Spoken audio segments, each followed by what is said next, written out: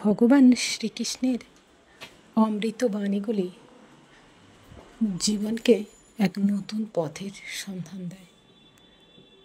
ভগবান শ্রীকৃষ্ণের মূল বাণীর মধ্যে একটি বাণী হল ধৈর্য আর অপেক্ষা। এই দুটি জীবনের মূল মন্ত্র। ধৈর্য ধরতে শেখো। ধৈর্য তোমাকে অনেক কিছু শেখাবে। ধৈর্য ধরে সব কিছু শিখলে সেই শেখা কাজটি কখনো বিফলে যাবে না।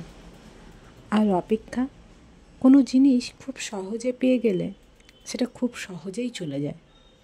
যদি আমরা সেই জিনিসের জন্য অপেক্ষা করি, সেটা পাওয়ার অপেক্ষা যত বেশি দৃঢ় হয়, সেটা পেয়ে গেলে সেই অপেক্ষার অবসানও অনেক দিন পরে।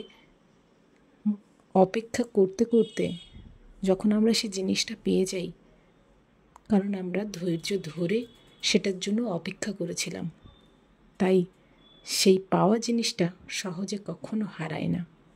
তাই ধৈর্য আর অপেক্ষার অনেক গুণ।